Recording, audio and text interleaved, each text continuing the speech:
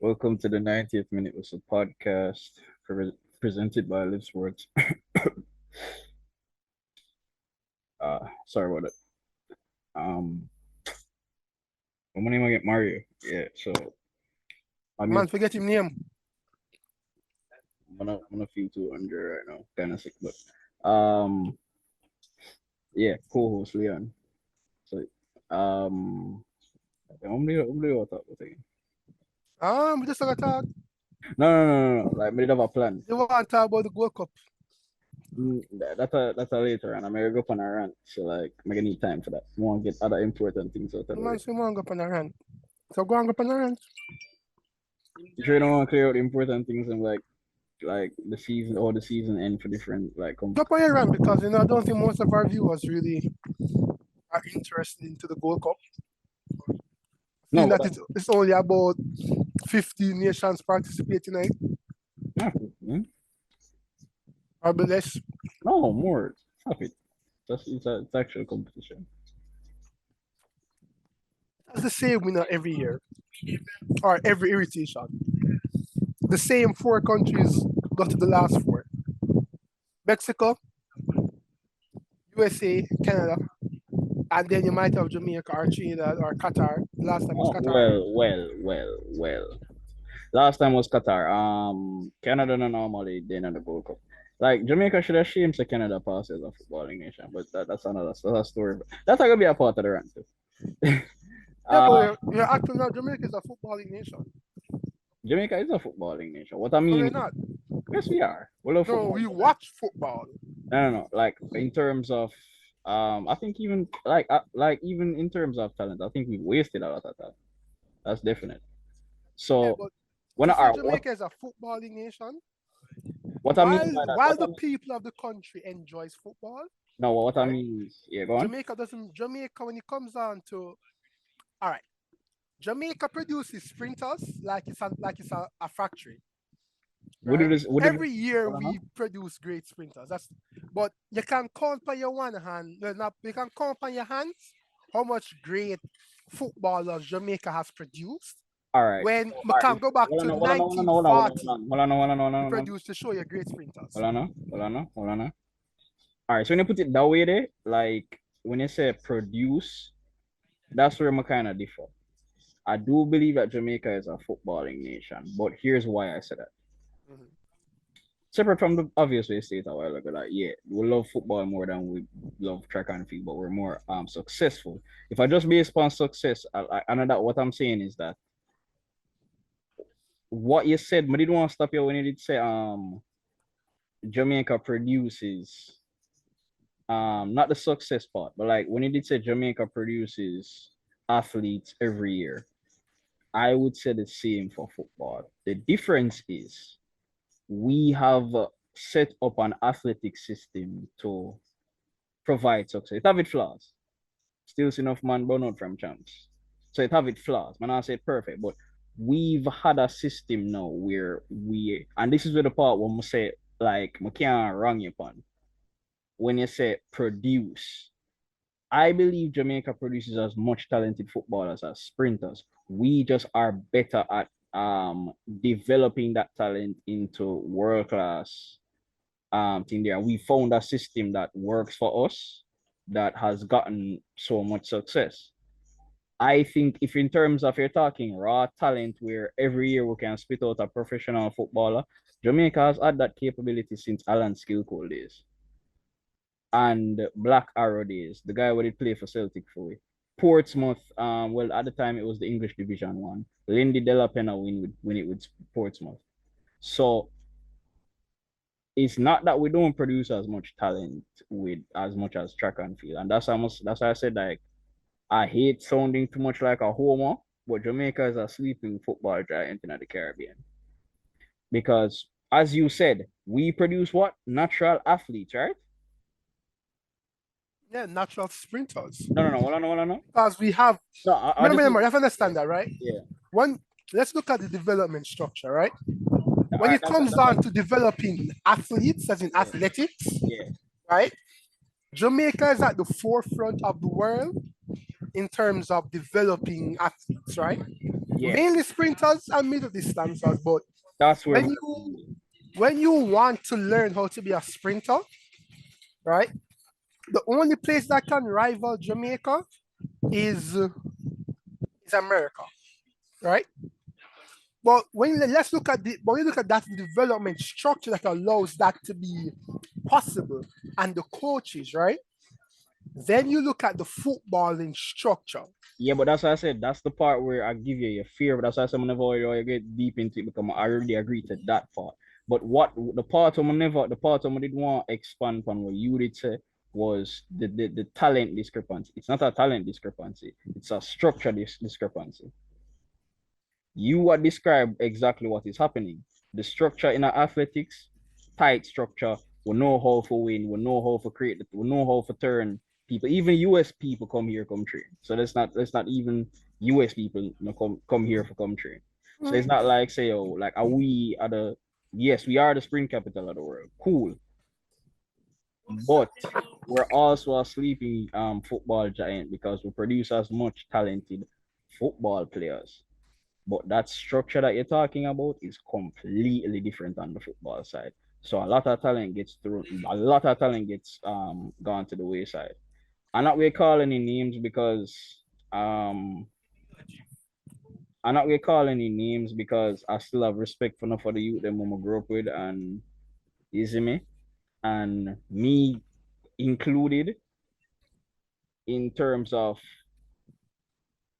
and I wasn't saying like I'm some was a football superstar when I was younger, but Mm-hmm. like I grew up with a generation. Um, and I guess I can be a bit more candid about this. When granted, I was on the bench for Heidel, but guess who was starting for Quest when we played against them when I played against them in the semifinal. I was against Heidel because I think I was on the bench for that match as well. I never did Bailey. Yeah, all about Butler's boys. Butler was a coach of Quest at the time. He's coaching Quest Prep. Mm-hmm. So all of the Phoenix youth end up on Quest Prep side. Every one of them are Phoenix Academy grads. But my point is, there's a dancehall artist right now where I kill the place. Or it might build up in me. Nah, I don't think too much. Like still, but if that you did continue to play football, this is somebody who started alongside Leon Bailey. This is somebody who started over me in a Heidel team because he did play for Quest and then leave Quest and come Heidel. So if him hear this, him gonna know who me I talk about. I'm not call him name because respect and everyone choose them one path. Nah rub it in, nah rub no salt in the wounds if salt for the or if a wound is there, I'm not try rub salt in it because me have the same wound too. But I grew up in a generation that would to me be like the biggest amount of wasted talent in a Jamaica football history. But I also say that because when I listen to my father and other guys who were entrenched into the football world from, let me say, even from skill calling days, right? Mm-hmm. The same problem has been the same problem structure. Yeah, because I was just about to say that it's very hard to say it's wasted talent when You never really see where it really for yeah, come. exactly where is that talent going to take you? What career are you going to have with that talent, right? Right after schoolboy football, right? Where do you go after that?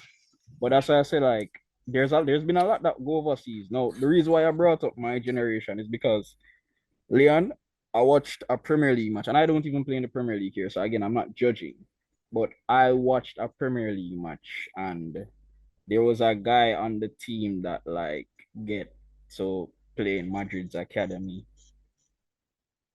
You see me? That I knew from like our school days, because it was our school days when we get the Madrid thing. And there's players I know that went to Germany and Leon. There was a guy that I played with after when I left Calabar. There was a guy that I played with that was a part of Jamaica's youth system, right? He also played for a club that he also played for I'm not gonna say the club, but like he also played for a club that was in Jamaica. Or it was a part of their academy. Sorry, it was a part of their academy. In Jamaica. Leon, when we say that you the player, like what's the biggest thing that they've said about Jamaica's football teams? We have a bunch of athletes, but we don't have footballers, right?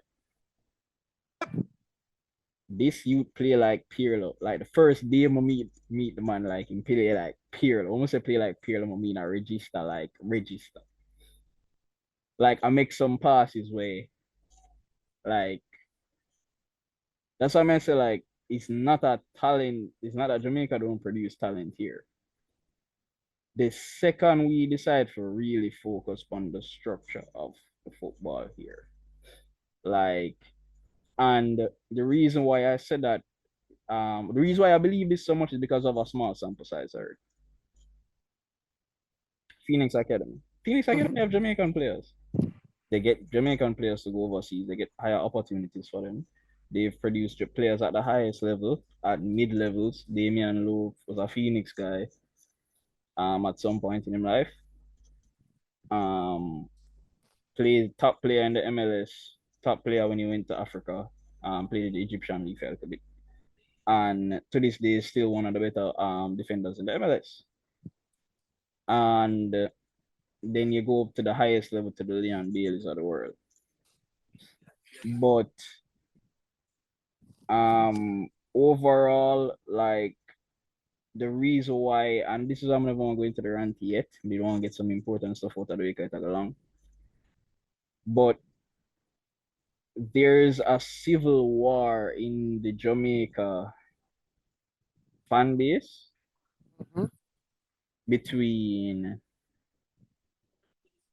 Jamaica's football fans who just want to see Jamaica win versus the purists of Jamaica's football. So if you listen to Jamaica's football analysts down to the commentators, I told you about the incident. I don't think it's an incident, but like every Jamaican, I don't want to say Jamaican because like, well, it still come from a Jamaican person, but I don't want to limit a man company and say it's a just a flatly a Jamaican company. Yeah. But every guy that's a Jamaican that does what we do, and them have more followers than we know. I actually respect a few of the channels. Shout out to MG TV Sports or something like that. Yeah. You forget about the way more respect. Like I have whole heap of respect for especially film channel. Yeah. Whole heap of respect for him for the things him say because Leon, this is somebody where I spend him weekend. I got like JPL matches. I'm gonna tell you, the man tuning for the reggae boys and tuning for everything we're going on Jamaica football. This man I got a Manning Cup match, go interview like players and coaches. Every match him can. Even the competition, them like the CONCACAF, not the CONCACAF Champions League because we usually drop out to the first group out of the group stage, or even if the teams reach to that. But the competition that we normally get to, and even like usually get to the finals and stuff in, is the Europa League version of what the CONCACAF has. The Scotiabank. Scotiabank League, yeah. So that would be CONCACAF version of the Europa League. Our teams playing that. Them and they are them match there. You see me? So when him says something about like the JPL or when him says something about like schoolboy football, as somebody where despite the fact that he's not, I don't think tuned into, because he's just a creator. Like he's not somebody where again, I can't tell you that no, because he's become such a big creator in that space. But in terms of guys who built him channel from the bottom up and like incorporate himself in a Jamaica's football work, bro, the man of the Premier League interviews after matches. Usually just resign for TVJ and CVM or whoever cover the match, sportsman, whoever. Gives him a CTV, which is a Caribbean station. Like, them people in normally like the man they can feel like interviews. So like, yeah, have to give him respect.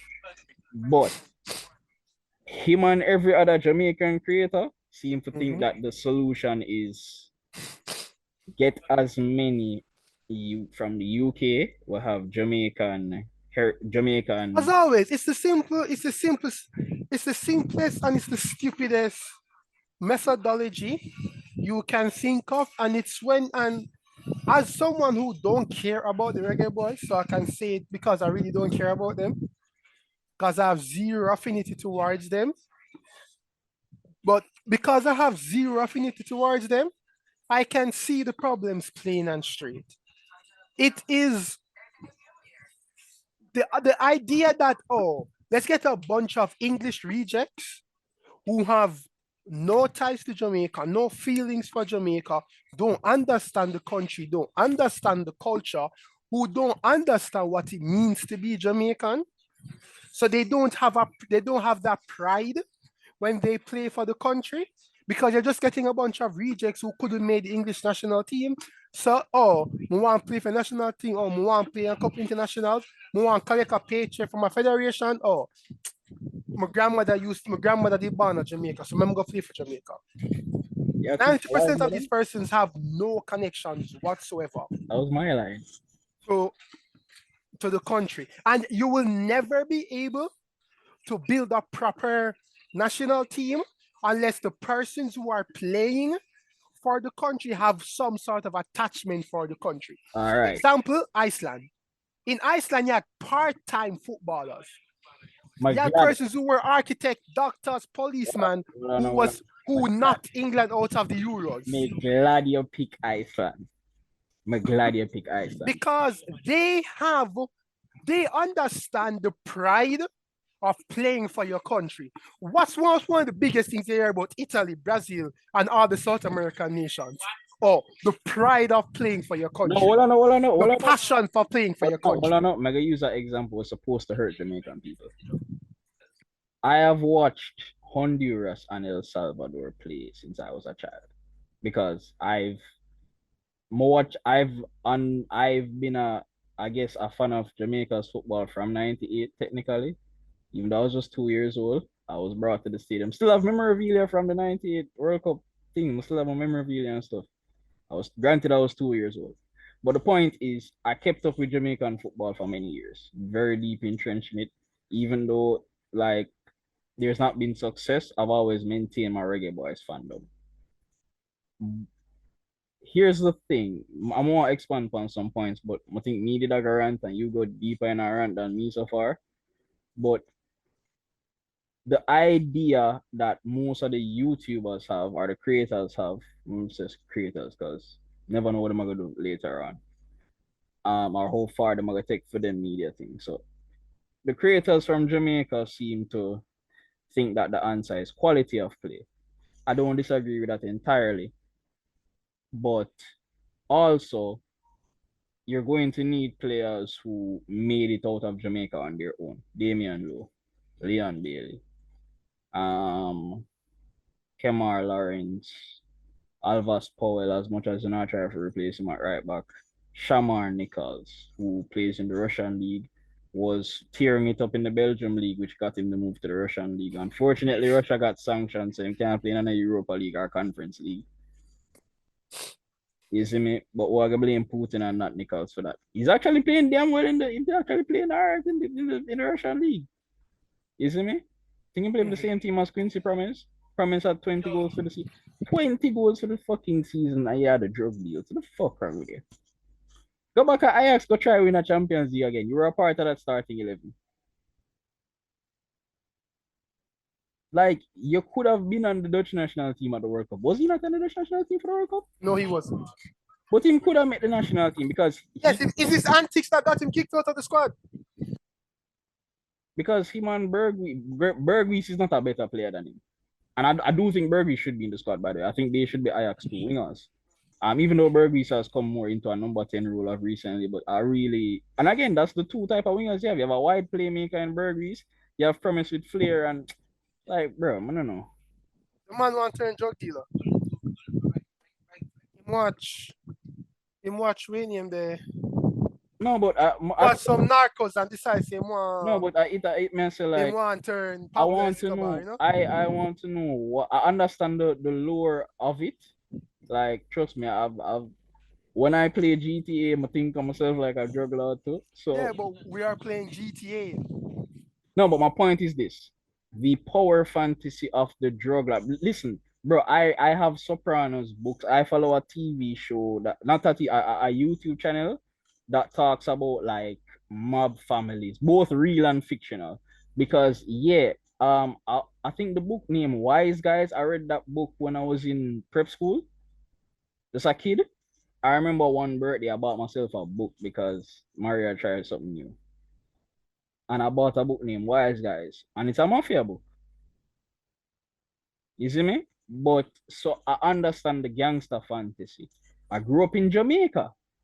Like, I the gangster life every man want to live. I grew up listening to dancehall music. Like, I understand the power of fantasy. I understand all of that. At what point do our black people in general? Because we see the same thing overseas. Jamarant a flash guns in Instagram live. Them. When I say him shouldn't have a gun, I say him going to. I know he's probably going to. I know he's facing a season-long suspension and possible prison time. Exactly. Why? Because for some reason we can't escape the gangster image. So even if you weren't a gang, and I'm not trying to tell you if Ja is actually a gangster or not. That's not the argument I'm trying to have. But at what point can we let the gangster culture just be in the music? Because I'm not saying it should be executed, you know. Like that's what dancehall thrive off of. You see me? Like Supercat never did that. Supercat never did that. Like talk to Ninja Man nice. So man, I say that has to come out of the music completely. Yellow Man and Shabaranks never did Yeah, a like good nice. yeah. So I'm here like bro, Supercat says something. But like someone I say it need to disappear. But at what point are we just going to keep it in the music or the entertainment or whatever and just say, all right, the things we need to be important now we can elevate past that.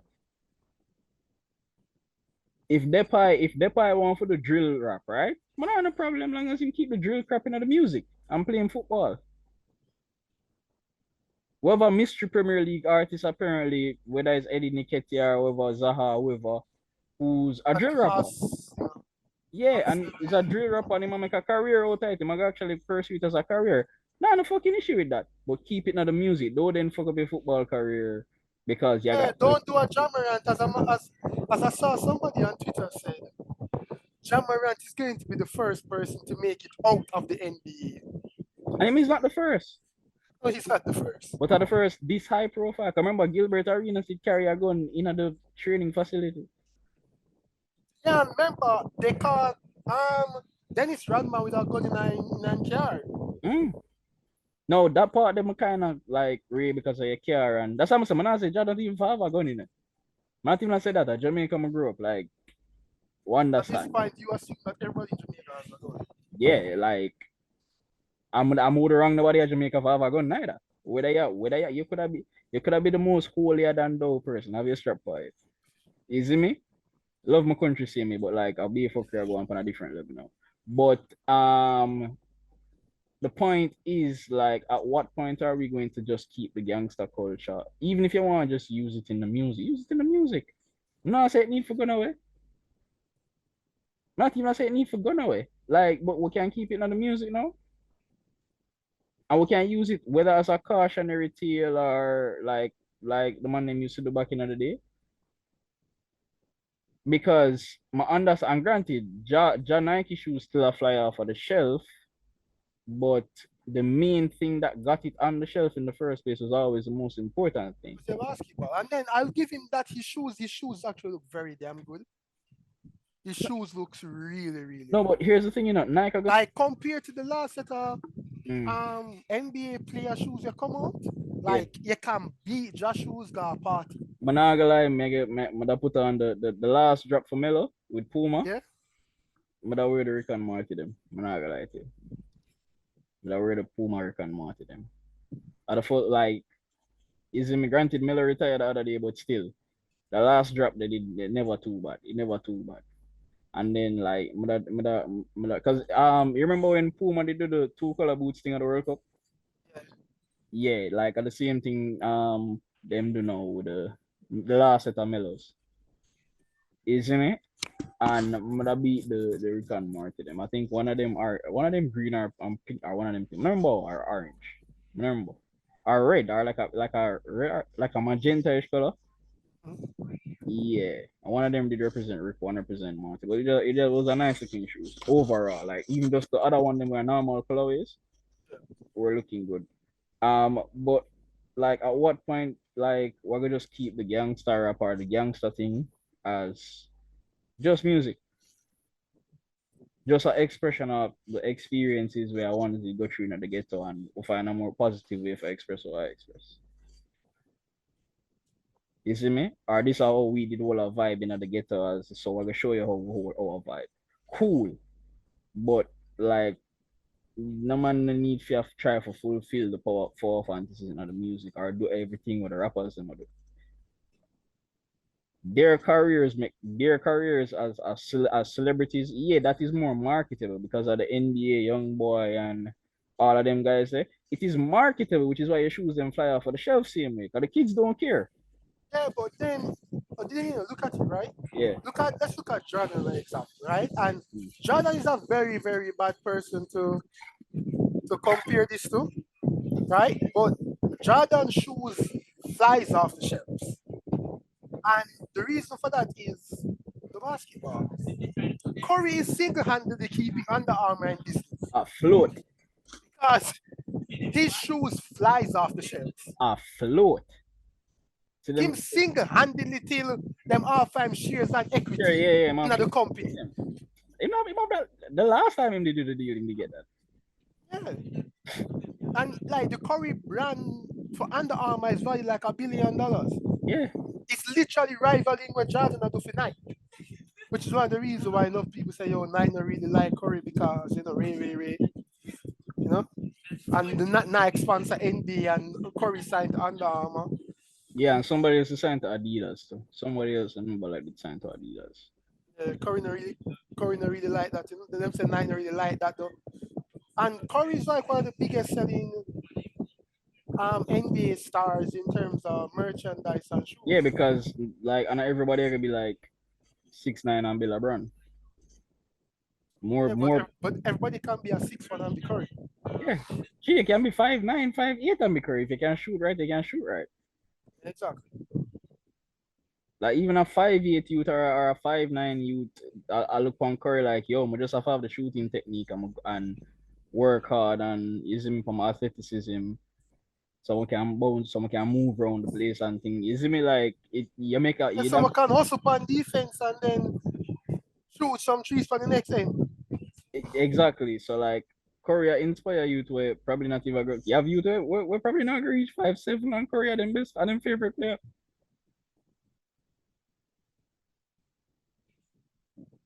So but the reason why I say like Jamaran, like at some point you have to go become the basketball player again because the celebrity I go sell shoes same way, especially if you do antics like this. Because the current generation like antics like this. But the problem is when you drop out of the league, you become a Kwame Brown type of character where you're bitter about everything what happened in the league, like and you don't want to take accountability and you become kind of this caricature. Exactly, because you're coming down to the point now where Yeah, that's your career, bro. Adam Silver say, yo, we have something to announce, but we don't want it to overshadow the series. And if the commissioner can come out and say, yo, have something for announce, but we don't want it to overshadow the series, then That's you something know very you fucked up. serious. Yeah. Like, bro, you fucked up. And he's, as I say, persons are being told that it's a season long suspension. You not gonna get? And at some point in time, I've looked at yourself and say, yo, brother, are you do it yourself? Like, are you Yeah, and like the same thing goes for man like Quincy Promise. Like, bro, like me did I look on Ajax to bring back Quincy Promise in this summer. Bro, 20 goals in the Russian league. Like the Russian league is not that shit, Even though most of the Russians are play there, like it's not like the Russian league right now. If the Russian league was still allowed to take part in European play, there would be a Russian team contending for the Europa League title. There would be a Russian team contending for the Conference League title. There would be a Russian league annoying some European giant in the Champions League. Common names are Zenit St. Petersburg, CSKA Moscow, and Spartak Moscow. You see me? So we're not gonna pretend like just because the overseas player them leave, and there's still a lot of overseas players in Russia who still choose to go play there. Quincy Promise being one of them. 20 goals in the league, and you're a winger well forward because play with Shamar Nichols. He play with our Jamaican boy, Shamar Nichols. You see me? Like you could have make it back into Europe even if you go work at Ajax. And again, Promise is one of those players who I think on him day can be world class, but isn't consistently world class. So you're not gonna want to put him in the world class category because it's not all the time in play like that. But we saw with the Ajax, you went to a Champions League semi-final and a Europa League final the year before that. As a starter for Ajax. And at the time you were starting for Netherlands because it was you on one side, the pipe on the other side. And then they did us, them did stuck a try find out a striker to play in between them. Because Weghorst wasn't Weghorst yet. Marlin never out yet. Yakpo never out yet. You see me? Them time they them still did a work with man like Hansen. Even though Hansen kind of make a career resurgence, make the thing the team, but we saw Hansen at Tottenham. Like it was basically null and void. Like he never helped man talk. So he's had his ups and downs. But like at what point we're gonna just Lego the gangster thing or just make it be the same power fantasy that it always was? I understand say it is some man real life, but we can for the man we'll already find a way out. Why go back into that type of lifestyle or just for the power fantasy? Because it's not like you know make money in the NBA. Or you're not it's not like bro Quincy Promise a king of Spartak, in Moscow, I don't remember, before him did go Ajax. I don't remember which club he was playing for before that. He was playing for Spartak before that. But there was a Dutch club he was playing for even before that. I don't remember if it was Feyenoord or PSV. But he went to Russia, star it up, make a whole heap of money, then came back to Ajax, which most Dutch players usually do when they go overseas and come back. Come back to Ajax, Europa League, Champions League final, in the national team squad. Go back to Spartak. Again, even though a Spartak can't play for now, them did want another team, but again, you keep up fucker and the teammates are turning into. Like again, we still understand how the Ross end up on a smuggle drugs. Like how you smuggle drugs? Of all the things when you smuggle drugs. Like But yeah, like it goes back to women, so like even with Jamaica's football, like once that structure is not there, look how many Jamaican footballers will say don't live up to the potential. Because that structure was never there. You see me? Like I said, there's a lot of Jamaican footballers going overseas right now. But really, yeah, because we even have somebody in the Serbian league that score goals. And people might say, oh, well, you are the Serbian league. No, but either way, it's a European league. And there's been Serbian, as a matter of fact, there's a Serbian team that has won a Champions League. So to all of the Arsenal fans, like, calm the fuck down, Mr. Serbian league. Red Star Belgrade. Yeah. Was like 3 or 4 a month? No, one. I won. One. Yeah. The one of them beat Marseille.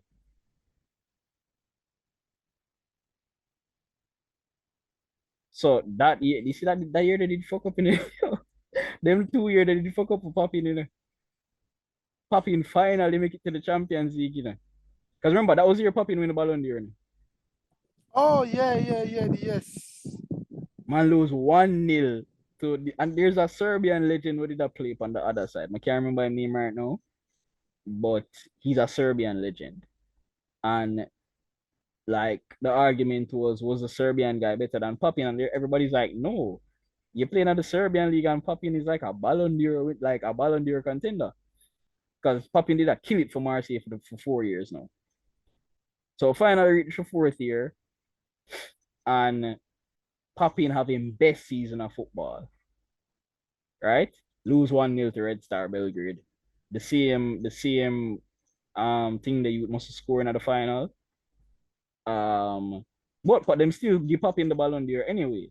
Cause it win league on and what did I win league on for the past couple of years?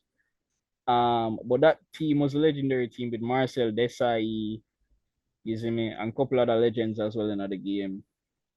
But the thing about that time for popping was the literal next year. My boy say, yo, you know what?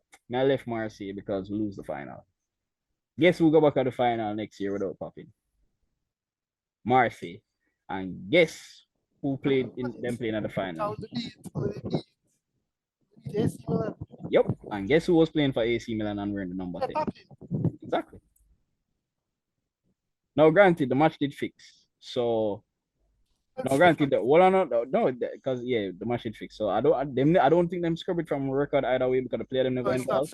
It's not screwed. Yeah, like we never know. So the owner did a pay the referee them. We never know that. Like and everybody, like nobody, the coach them never know, the player them never know, but the owner at the time did a pay off the referee them.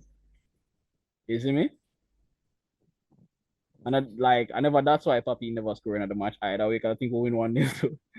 But yeah, the referees were paid off, and Marseille. I think Marseille was fined, or they did force the brother to sell the club as a part of the punishment. I guess that's how Marseille escaped it.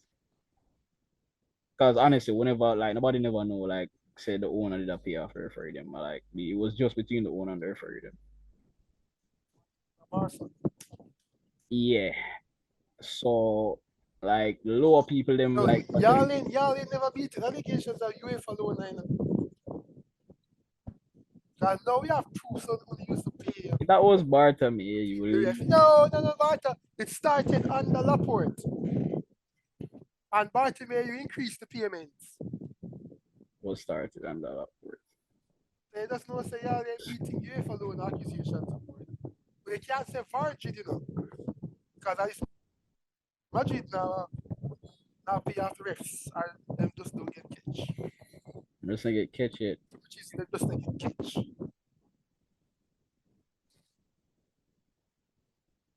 Correction's expensive. But yeah, like even though so the Jamaican analyst them did basically I say, yo, the actual analyst, man who play football been in the sports world, they say, yo, we don't need a over reliance on English talent. No, Leon, the shock on the face of the Jamaican creators, right? And some of the reggae, I don't my guys call them reggae boys fans, right? Or modern reggae boys fans. Because the older reggae boys fans still believe so for Bill Home talent. Something happened in a Portmore United match, right? And Lamar, I think it's Lamar Walker, an attacking midfielder for Jamaica, for the Jamaica national team, plays for Portmore United now, was playing in the USFL in the US. He's back here in Jamaica and he's playing excellent. And he did like make some kind of touch and turn because he's a technical dribbler. Attacking midfielder, playmaker, can score as well, can play out wide as well. And it was a beautiful turn. And like the commentator says, I guess Jamaica can produce players with touch and skill, and we don't need an over reliance on players from overseas. And for some reason, that shocked the shit out of fans. Like him say, like, bro, like you hear me? Your mic off, by the way, if you respond. Yeah, I'm hearing. Yeah, like the analyst treated you remember when we were kids and wow, well, they were adults, right? And we were kids, but what did they talk and thing and like one kid, like one child, like cuss a bad word, and like no realize that even though we're outside a play, like adults them still around, and it's like everybody pause. He's like the commentator them did cuss a bad word when them say, oh, like it's like you tell somebody suck your mother in our crowd and everybody start to crown, isn't it? Like the man said the worst thing on the planet. Like the like if the Jamaican commentator them said that, it gonna stop the English youth them from signing to it. Like him say like the worst thing possible in the world. So the creator's argument is that Well, if you're drawing from a better talent pool, you have a better chance to win. There's no actual. Again, that talent pool are a bunch of rejects. So how is it a better talent pool? Because their argument is, well, them grew up in the academies of overseas. Now, and many of these overseas academies are just as bad as the local ones. no, meaning like there's a guy from Crystal Bird, the amount of people they must score right now. Yeah, apparently there's a guy in a Crystal Palace Academy. There's a guy, we'll see what happened with Omar Ochins over there, Chelsea. Bro, when was the last time Crystal Palace producer? Wilfred Zaha, the best thing them produce. Nathaniel Klein second. I would put Yannick Bolasie as second and then Nathaniel Klein. But Bolasie injuries fuck up his career. How long ago was that? Alright, we get the alright, we understand. Most of these players are in their 30s now. Yeah. Or a touch 30, 31, 30. Yeah, and Zaha turned 30. And we should remember that Zaha came out of United Academy. No. Out of Palace. No, it's out of Palace Academy. Sure, it was United and then went to Palace. Yeah, because I him lead Palace to I him lead Palace to promotion, then move to United, then move back to Palace. Him and Bolasie.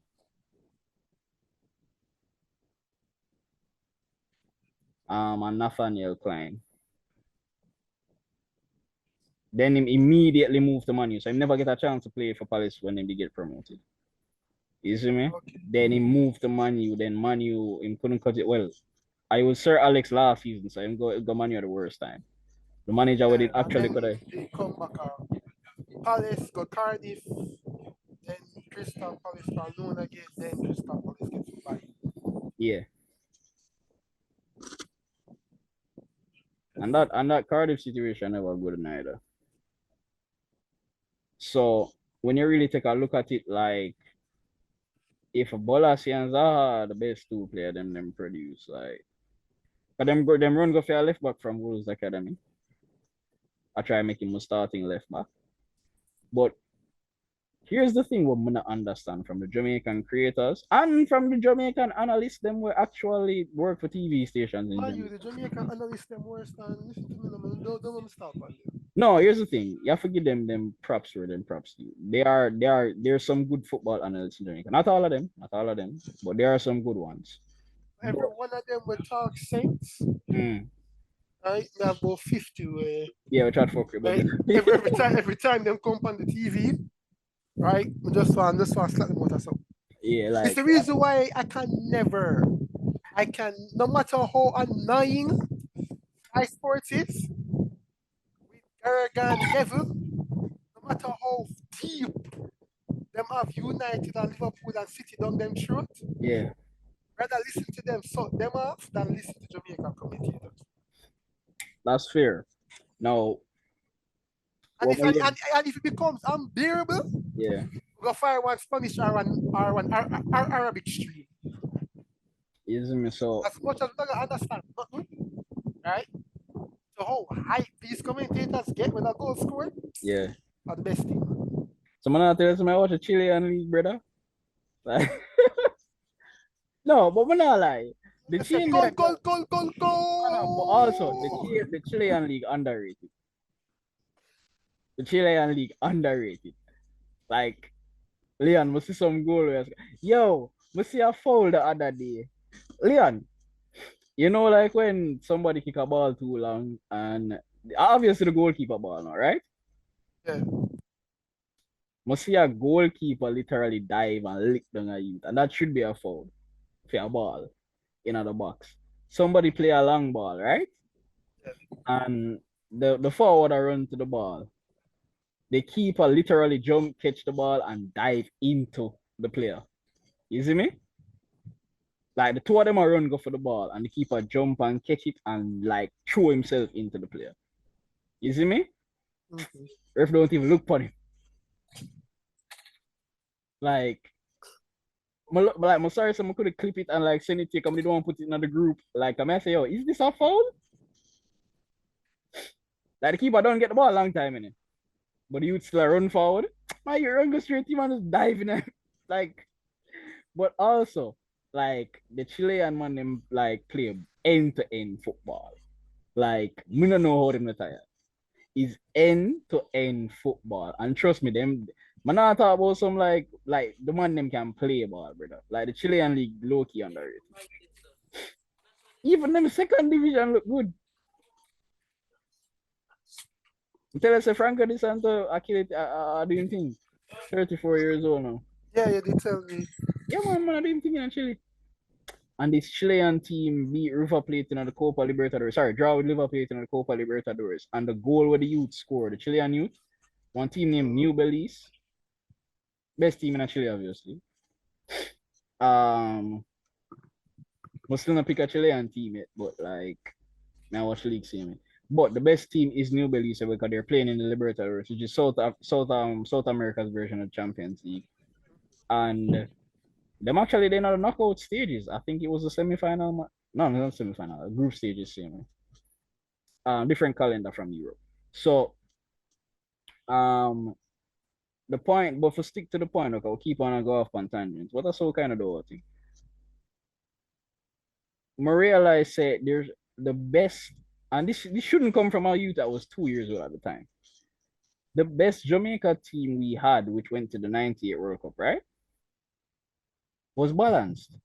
Yes, see, they had a mixture of locals and a good mixture of overseas. So how that team was set up was well the man them way make it out of Jamaica for them own right. Right? Well the man them would just at them like play well in a Jamaica and get a chance to go overseas. Then you have the man them, you have a small group of those players. Then you have a small group of players that are from the Premier League, right? Local based players. Right? Then you have a little group of players now where even though them not gonna make the English national team, right? Like a Frank Sinclair used to play for Chelsea. Yeah, never they're gonna make the but he was a starter for Chelsea at the time. Granted, Chelsea was a like sixth place team, FA Cup glory type team, but at the time, he's still a Chelsea player. You get what I'm saying? Still a top Premier League player, right? No, he never did call for the English national team. But he was such a talented player that you have to say, all right, then fine. Him talent level just too high not for like bringing me. You see me? Which is why I never had a problem with the Rafael Morrison, the Lewis Baker thing, and even the Damari Gray thing. The reason why I never had a problem with those guys being in the squad Leon is because their talent level is so, their upside is so high that all I need for the know is put players around them who are willing to do the dirty work, right? Or at least guys who have pride for Jamaica, right? It's lower with me. Your mic off? Yes, it was off. Yeah. So like the time when we got 98 was a perfect balance. It wasn't all right. We're gonna call everybody a Crystal Palace where grandmother come from Jamaica. We're gonna call everybody where they in our Premier League academy from Jamaica. We're gonna pick brother. I'm not try to slander no man career, but I'm sorry. The players that we get from overseas, if they're not life-changing players, um, then there's no point in bringing them in. The reason why I like the Ravel Morrison and Lewis Baker thing is because I think if those guys, much like Ravel Morrison, he's having success in the US now for DC under Rooney, and he had success in the Mexican league. He had a little bit of success at Lazio, but I don't know what breakdown in relationship went there. But that's my point. Like Ravel Morrison with him head screw on right is still is still a bare minimum like a mid-table team player, right? Yeah. We saw that for Lazio, we saw that for West Ham until eventually he made take him. We saw that in Mexico when he basically dominated the league for a small Mexican team. And not even like him go on a big side. They are DC United now. DC United is not a contender team, so like you can only expect so much from Rebel. So like Lewis Baker with team playing style, and Jamaica has been crying out for playmakers. Of course, make a bring in Rafael and Lewis Baker. Damari Gray opposite to Leon Bailey on one side. Of course, that sound good. I know that a lot of people see Bobby Reed as an attacking midfielder. I see him as a second striker, false nine type of player, where he can play off of a number nine, or if you can play a false nine system, he'd be good there. And he's done well for Fulham. He's done okay for Fulham. He's not that much of a creator, so I don't want to put him as a number 10. So I might put him up front alongside Michael Antonio. Or use him as a substitute for Michael Antonio. Where in Michael Antonio, I would have a target man, right? Now, just because I have Michael Antonio inside, does that mean someone not gonna call Shamar Nichols? No, Shamar Nichols is a player who come from Jamaica who made it out on his own right. So he'll fight hard for Jamaica. We've seen that in the matches that. No, not cut you. Yeah. But PSG wonders why they have a culture problem at the club. Who that? So Chelsea offered 5 million to Ugarte, right? Mm. But it was 3 mil, and they reach up to 5 mil if you come in and you hit certain Performance goals, yeah. bonuses and you take him. So if you're performing, you get your 5 mil a year. Mm.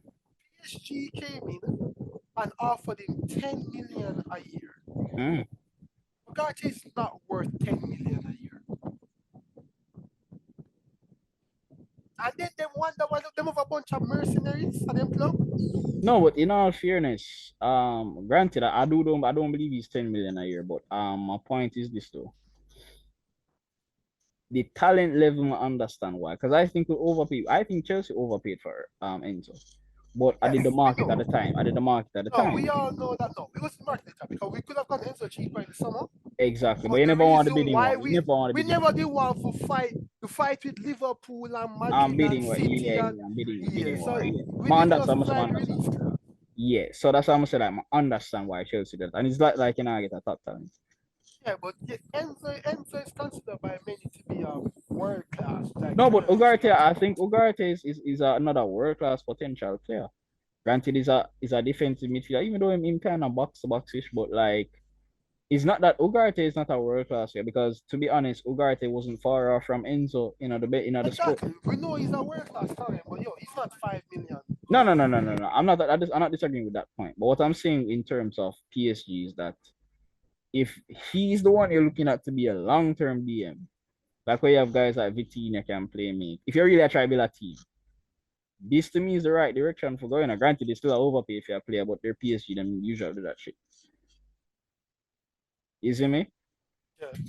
But I kind of like the Ugarte getting 10 million versus another creative player.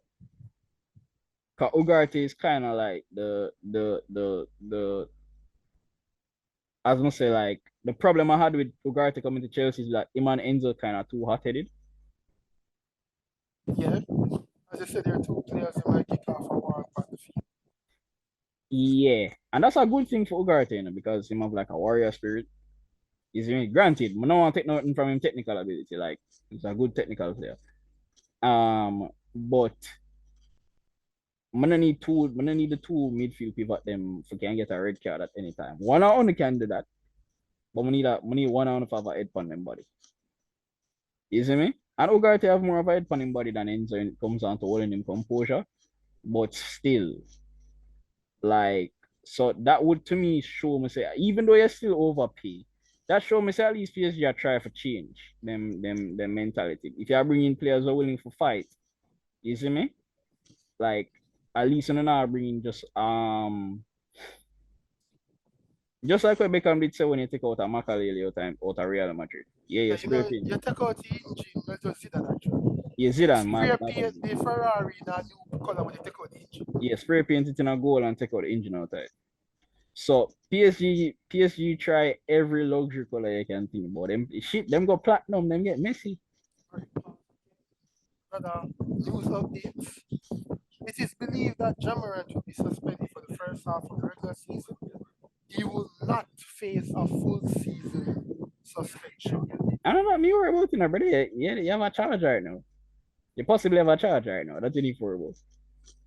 Yes, he does possibly have a charge because if there is a switch on that pistol, then good luck in federal prison, my man. Good luck. Like I think As that you're a black man and you're a basketball player too, so you not go off. No, mercy for you. And you're a black man. That's the first thing, you're a black man. But yeah, back to the PSG team. It's a bunch of mercenaries. They have no engine room, as you said. Engine gone. Them have, them change the windows, them change the paint, them change the rims. But when the car go for start, there's nothing in the engine room. them whole Verratti hostage. Verratti look tired now. Verratti look like him just want to leave. A waste of a career, I believe that. He should have gone somewhere a long time ago. No, but here's the thing. But the PSG money nice, we can't run. No, never just the money. Remember, I said them stop him from go Barca multiple times. Yeah. Like they've like stopped. That's why they activated Neymar's release clause as well. Exactly. So it's not like Verratti hasn't tried to leave the club. And then him go have whole heap of injuries now. So it's like, and I like one time where every summer a team I look forget him. And the older you get and the more injuries you have, you see me? Clubs now got always a check for you. Shit, my Verratti a boss right now with Frankie. Then again, well, Pedro and Gavi go forward anyway. But yeah, like I don't understand why is it a civil war between when the answer has always been down the middle.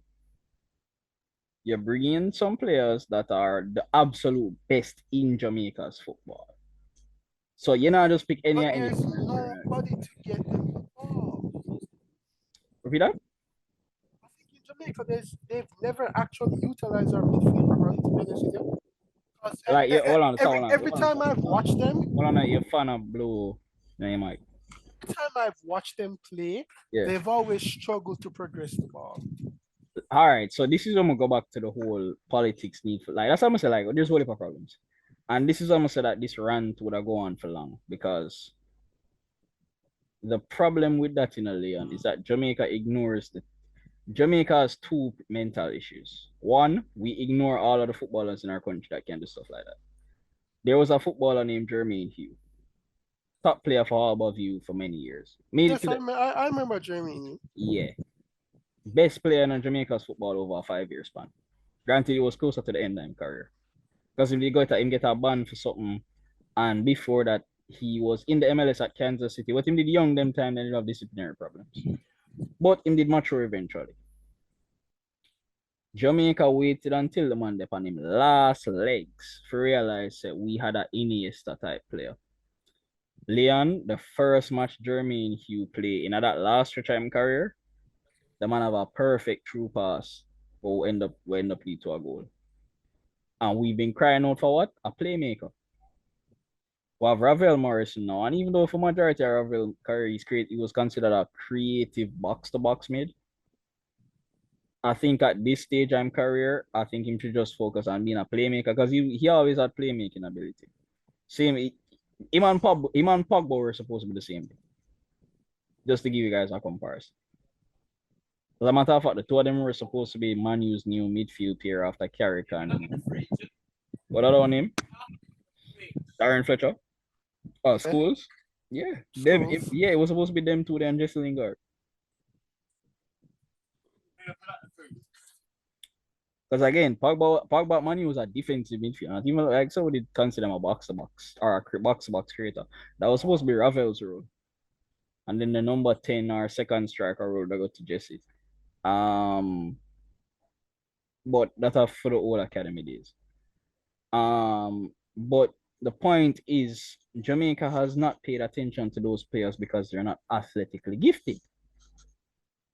Yeah, the old English philosophy of he can't run, he can't jump this high, he won't be a good footballer. Oh, shut up. And look who I go for. A bag of players from English academies. Now, granted, there are some players who, like I said, remember, like for example, let's use a guy from the '98 team and after. There's a striker named Dion Burton. Played for Jamaica. whether he scored or not, him work hard on the field. I don't know if him did if it's because him knows him come from England and people not gonna really like mess with him if him not really step up. But even when Dean Burton score, yeah, I get a days at work all time. I'm gonna give Mikel Antonio props on that. Even when he not score for Jamaica, boy work hard. So I give props. I give props or props due. But Jamaica, the answer has always been a little bit of each. Now we've not paid attention to play, but that's why I said that Lamar Walker youth and guys like Tyreek McGee, for example, Tyreek McGee, I don't know what happened at Sporting Charleroi because he was in the Belgium league this year. Mm-hmm. But how them send you on loan to the USFL?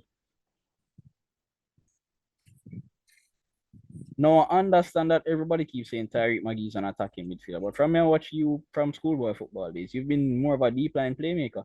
Even if you're watching USFL matches, it look like you not belong in the league. You get what I say? Yeah. It's one of those things, Because I think we again, should like move on from no, because again, that's the what I'm saying. annoyance of the No, Jamaican no, thing but and do annoy the people them because we still haven't talked about proper football yet. yeah, but that's what I'm saying. Like that's why I'm someone, but didn't want to get all of the important things out of the way because the Yeah, rank. but is this really important though?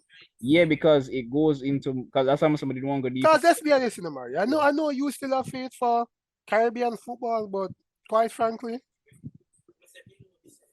the Caribbean could have stopped playing football tomorrow and No, but really. that's my point, Leon. You see, that's my point.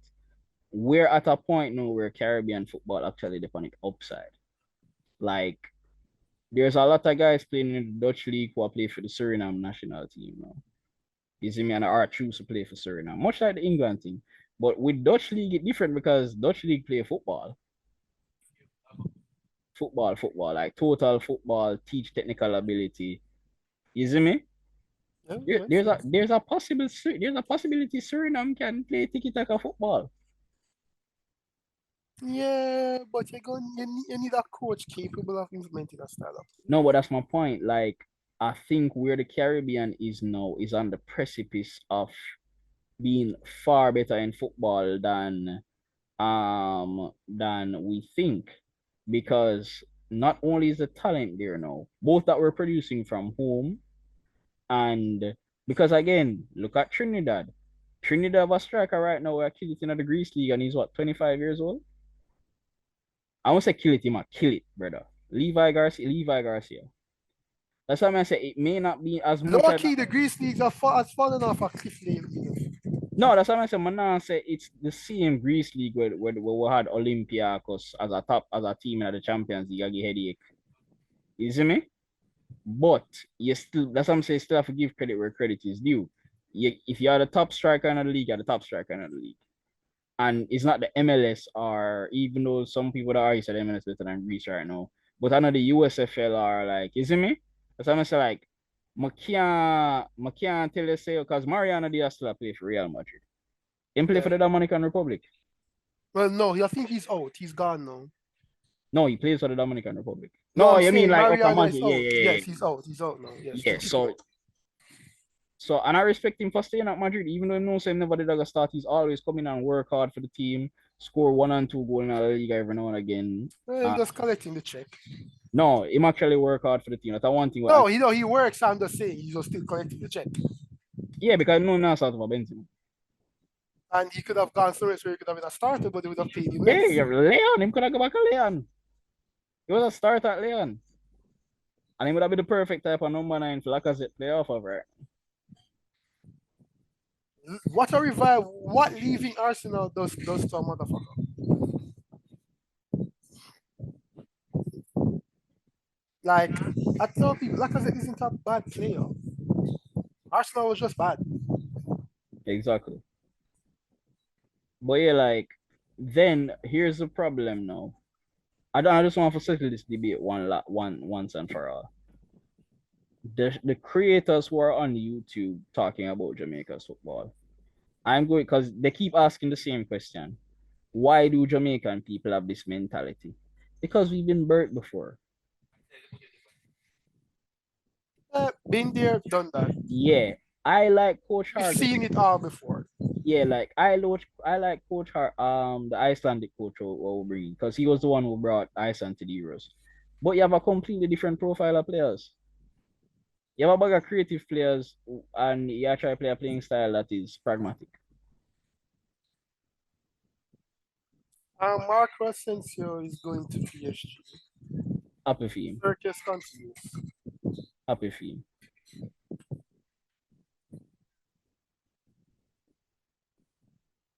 That's just what I won't even bother. Hmm? But he's doing it for the paycheck, so Man, I never fucking thinking I'm career. Lord man. yeah, but yeah, he's been a like at best for maybe 2 or 3 seasons, he was a key player, and then he's just been a bench guy. Yeah, but at least even at the Champions League season him start. Oh yeah, can't argue that. Plus, he was a part of the treble winning team. Granted, he was a youngster and was coming off the bench. But even if No, he did. Magic had never won a triple. I talk about the treble at Champions League back to back, brother. Oh, that you mean? Yeah, The it was a part. three-peat. Yeah, the three-peat.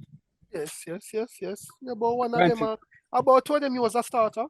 no, last one. That's the last one. First two ones he wasn't a starter. He was coming off the bench, coming on the left wing for put crosses in the box late in the game. Because Okay. remember, the first year was when Hey, them. he played so much those past two, the first two that you could have No, mistaken him because for he a came on starter. every year. Because he came on Like every he match. was like every game. He played almost every game. Yeah, because he came on every game. It was like Zidane's go-to sub. Exactly. Because Zidane normally start. Okay, 4-4-2 diamond now we can switch to a 4-3-3. Yeah, Bring on Asensio. and just swing some crosses in from the left. Vasquez, you swing some from the right. So, um, we saw Jamaica under. You remember Bora Milutinovic? Yeah.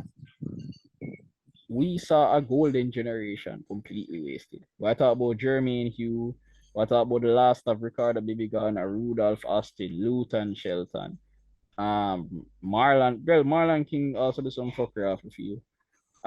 Ian Pepe Goodison did some fuckery off the field too.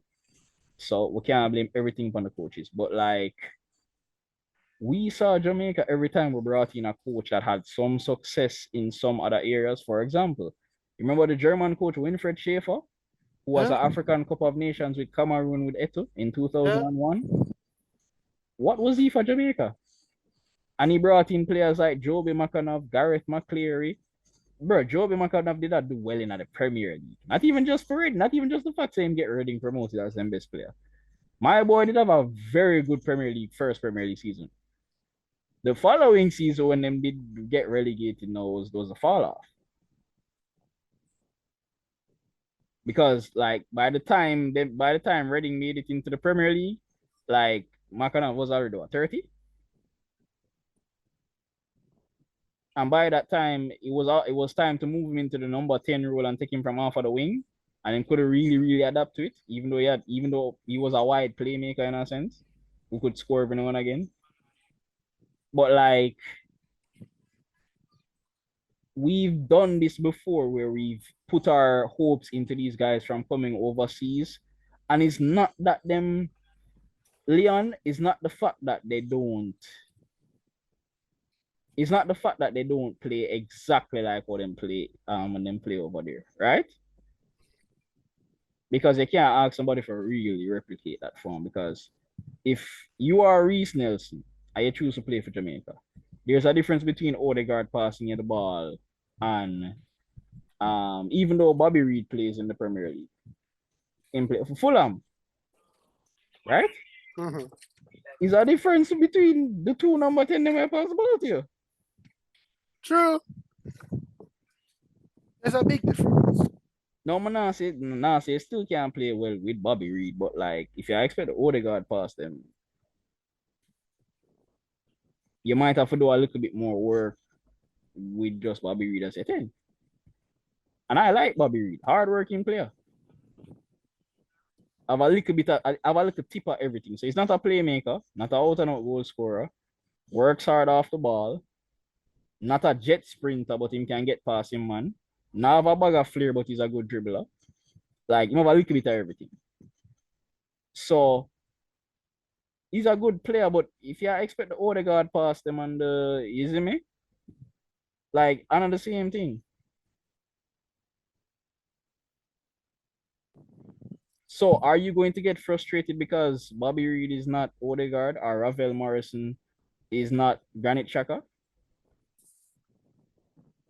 And then But basically, that's what. But it comes on to my final point, right? yeah, And I have the same problem with Chelsea too. yeah, And we'll go get into that. Because this is going to be a long podcast. I'll get a long podcast by go to this one. And that's fine. It's been a while since the last time I good podcast. But we need to stop looking at players in isolation. This isn't basketball. It isn't tennis. It isn't volleyball. This isn't football. That is American football. You can't look at players in isolation. This isn't baseball either. When you look, when you are judging a player in football, you need to judge him based on the players that are around him and the system that he plays in. You can always take a player in isolation and make him look bad or make him look like the best thing ever. But like you said, if you're judging a striker, right? The striker averaging 10 goals a season don't have a KDB passing him the ball. mm-hmm. But Haaland have a KDB passing him the ball. Yeah. And he's scoring 50 goals a season. I can bet if you put KDB behind the striker that is scoring 10 goals a season, he'll probably score 20. Exactly. Now they brought up But the point. does that player mean that he's better than Haaland? No. No. But when you look at the players that are around him and who's passing him the ball, right? Then you have an understanding that, oh, is he going to replicate this for us? But wait, if I bring him into the team, right? Who do I have that will be passing him the ball? You're fun. So he can replicate the same thing for us. You're fun. Mike. Yeah. Yeah, like when you put a player into a team, Man, right? that's answer the island hut. We'll even live in Kingston to what like fun. You have to say, oh, if I am passing this person the ball, or this person is coming into the team, right? Who is passing the ball to them so that they can be effective, right? Are we going to be dominating the ball where, oh, this playmaker will be able to see much of the ball so he's on the ball more? Will we be sitting back? So we need players that are able to work extra hard, work under pressure, and be disciplined. We need to stop looking at players in a vacuum and start looking at the collective. And here's the good thing about what you just said.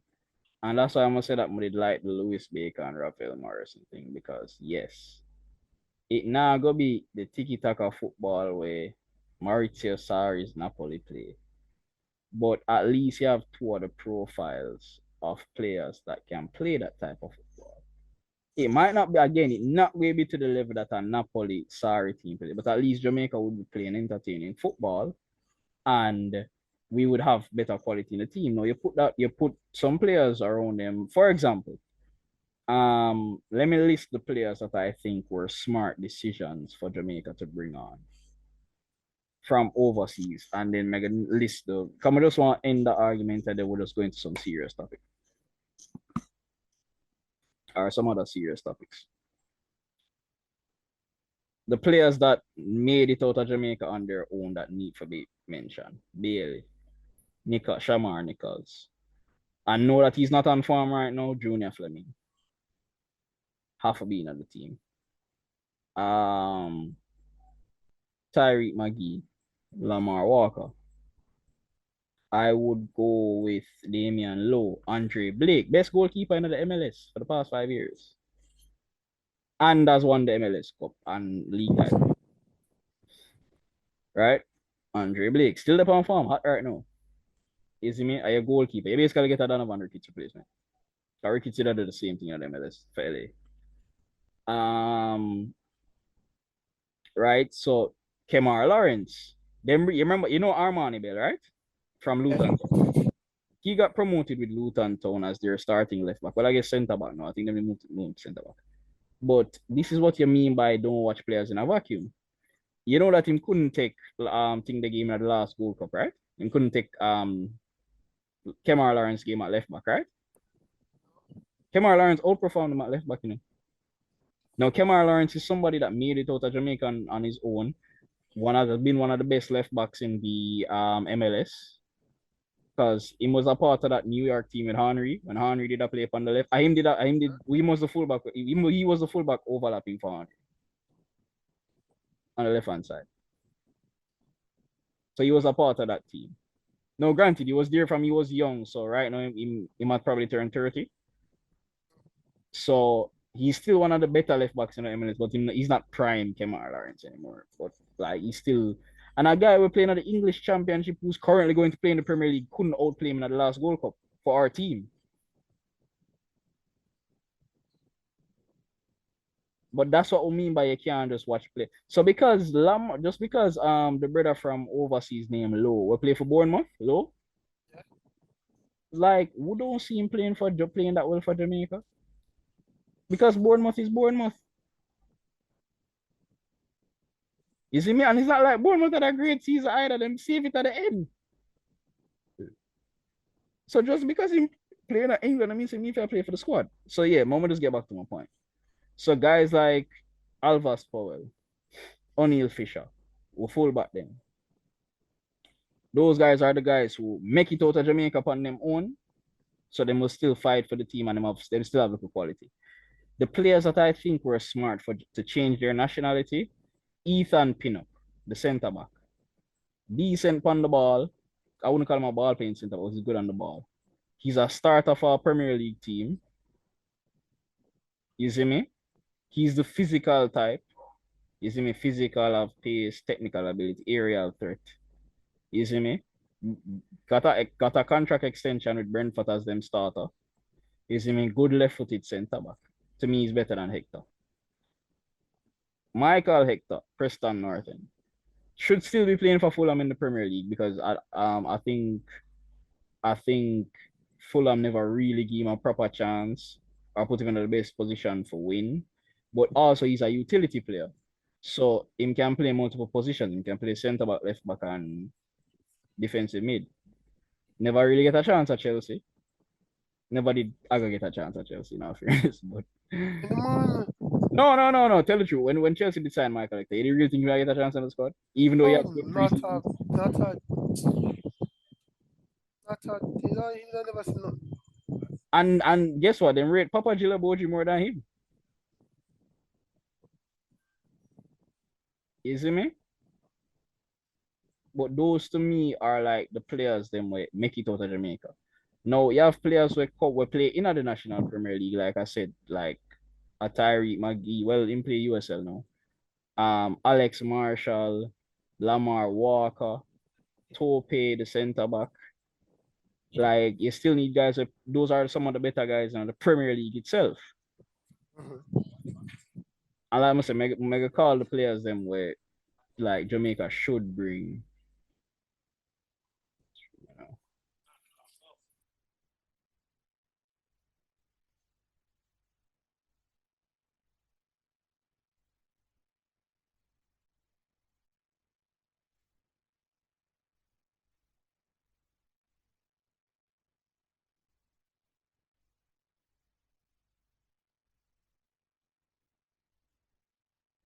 Mic off here. Your mic is off here. Yeah, it just takes me a while to find everything.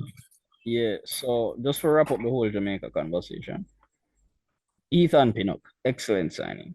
I don't mind Liam Moore, one of the better centre backs in the championship. I think would be a good substitute off the bench. Damian Lowe, somebody who made it out of Jamaica by on him own right, been a good player. I think he's our leader at the back, decent on the ball as well. Very good on the ball.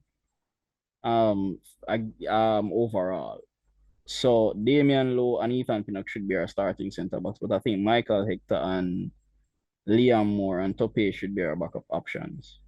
Now Tope is a player that plays in our national Premier League, but like 23 years, 24 years old, and one of the best centre backs, if not the best centre back in the league. Play for one of the title contenders, Cavaliers, who have a great academy. Some would have said the next best academy outside of Phoenix Academy in Jamaica. Um, but to me, it's that mixture of guys. Daniel Johnson, good box to box midfielder. Speedy Williams, a player that came out of Jamaica by himself to play in the USFL and the MLS. Easy me? I think those are the guys that should be in Jamaica's team. You see me? Even if some of them aren't necessarily on form, if you want just the best players that play overseas who make it out of them out on them own, are the players them where should change their nationality today to Jamaica. Lewis Baker, Rafael Morrison, even though you guys are English rejects, you are the talented of the English rejects. You're not just an English reject for the sake of the English reject. You get what I'm saying? Yeah. You're so talented that like we can ignore the fact that you're an English reject. Damari Gray, very smart signing. Yeah, play Premier League football weekend. You got here the bright spark in our Everton team. Now I got the English national team. We know that. But you're the top, you're one of the top talents out of like the crop that we can take from England. And again, if you stay another, if you had stayed in the goddamn Bundesliga or at least not played for Everton, I think Damari Gray is a lot better than a relegation player. Bro, the man like him and Leon Bailey on opposing wings in the last year Leverkusen with Kai Havertz. You remember that year, bro? I remember that year. Good times, good time. And Patrick Schick in front of them.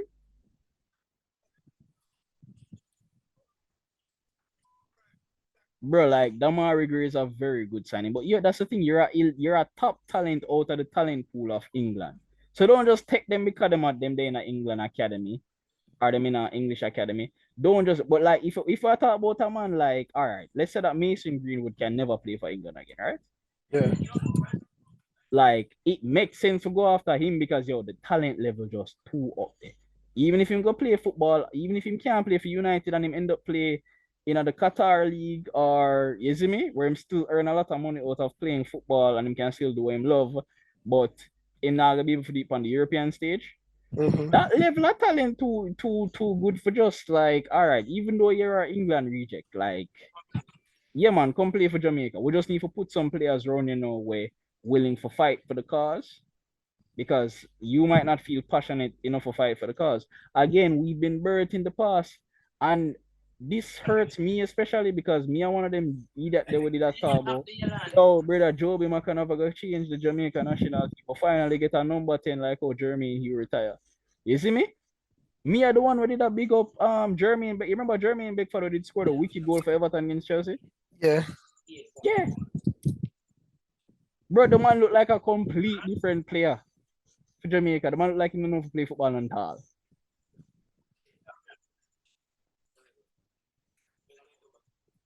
And I was the person saying, yeah, man. When we brought in Winfred Schaefer, I was like, yo, brother, the man coach Eto to a African Cup of Nations. It seemed now like it seemed more and more like all right, him inherit a Cameroon team where did have a bag of good players. Cause Jemba did a play for Manu. No idea. I haven't heard that name in a long Yeah, time. man, Manu. Remember Manu central midfielder could never break into the starting 11 because Scholes and them and but like was a good midfielder for them same. So Jemba was like what did I play for thing there? Pierre Weebu, even though he never make it to that level where to make it, good player, still was a good player and Eto strike partner. And then of course he had a world class Eto. And Jemba was considered world class, but not world class to that highest level where he can displace a scores out of the money midfield. You get me I say? It was just like one Sebastian Veron where yeah, you're world class technically, but like you're not top of the list. So like it seemed more like it seemed more and more like he was carried by that Cameroon team as them coach, rather than him having an impact. Because you arguably get one of the most talented Jamaican generations and waste it. Whistle and Shelton career. We brought in Jermaine Beckford, right? Yeah. Now, I'm not gonna tell people all about your life, but you remember Tuffy Anderson from Waterhouse, right? Yeah. You see me? So, if you were to ask me who had the better career for Jamaica, Beckford or Tuffy Anderson, you have to say Tuffy Anderson. Tuffy Anderson scored a goal for Jamaica in his debut. No, Jermaine Beckford scored a wicked goal against Chelsea for Everton and has been a good player throughout the English Championship and even for some English Premier League clubs. But Tuffy Anderson outplayed him, a player that was the top goal scorer in Jamaica for many years in our Premier League. And we never call him, much like Jermaine, we never call him till him on him last tour. Yep. And funny, I remember at the time that a lot of persons was begging for him All for him for like 5 years. to come for be a part of the national team All setup. for him for 5 years. And at the time we were struggling to score goals. Exactly, because Shelton was more of both a creator, because Shelton could play out wide on the left, where you can use him creativity and him goal scoring. Because Shelton our highest leading goal scorer, but you're like our Henry, brother. We need a fair drift all over. To get the most out of you need fair drift all over the place, turn and dribble. And then, like I say, Marlon King had his problems and never recovered from that till late in his career, so we could use him. Ricardo Fuller, you see me? But by the time it was Beckford and those guys, like another career that raced it, Darren Mattox. 18 goals for Jamaica, second highest leading goal scorer for the country. Never built a proper team running.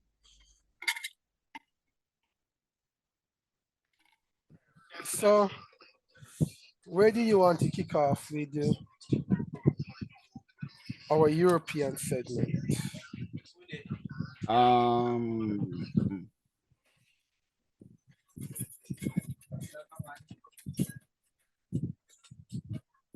I will eat that for top, but whenever it really comes on. I would go. I have a plan for them. I know, like, I never save it in my notes or nothing, but I have a plan for the podcast. And can't remember what I'm doing. But all right. So in terms of European thing there, like, what do you think certain teams need for get better for next season? Oh, that's an interesting one. Yeah. So let's go with Madrid.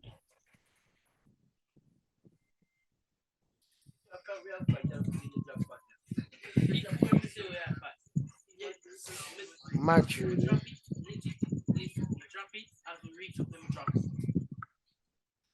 Hmm. Is Ancelotti coaching next year? Yes, he is.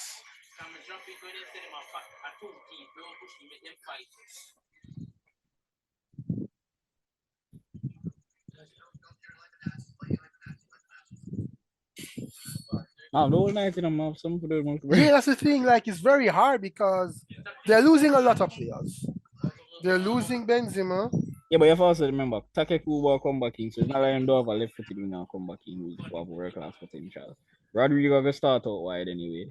The most them really need is us. The real person that need for try to replace is Benzema. But I wouldn't really need for try to replace.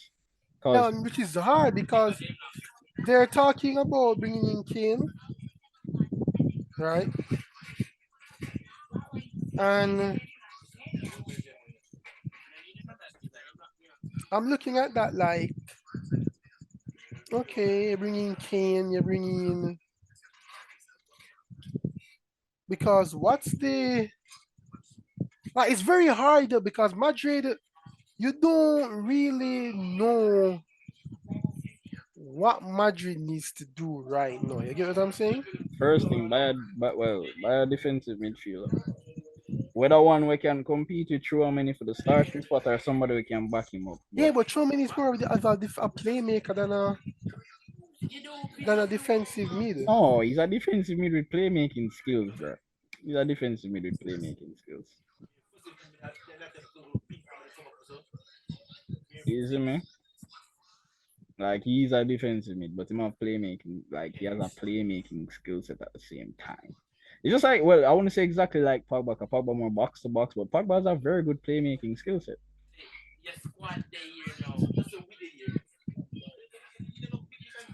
But you can't actually bring up my point. Like, you need something opposite to that, where you have just a pure defensive mid. You get what I'm saying? Because as you But um, they should get Kane, but Kane looks like he must become a clown, and him don't want. I can understand wanting to break the English record, right, and take it from.